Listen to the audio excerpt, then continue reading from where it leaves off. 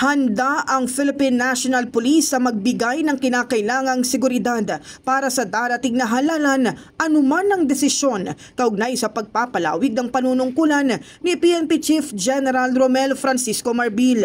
Pagtiyak ni PNP spokesperson Brigadier General Jean Fajardo, handa ang PNP na harapin ang anumang banta sa seguridad na maaaring maganap sa panahon ng halalan. We have to also understand now we are in the thick of our preparation for election. It would be quite difficult to change the leadership. But then again, regardless whether he will be extended or not, the PNP is ready to provide the necessary security coverage for election. Nilinaw din niya na hindi nakabatay sa anumang partikular na personalidad ang paghahanda ng PNP sa seguridad. This will not be the first time that a sitting chief PNP will be extended. So this is not new to the PNP hierarchy and even sa mga mababa po nating mga ranggo po. And whether the chief will be extended or not, what we can assure is the PNP is ready to face any security threats for this coming election. Nauna nang sinabi ni Fajardo na prerogative na ni Pangulong Ferdinand Marcos Jr.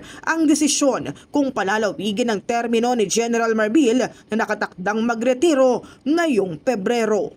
In the heart of changing lives, ito si Brigada Kath Austria ng 105.1 Brigada News sa Manila, The Music and News Authority.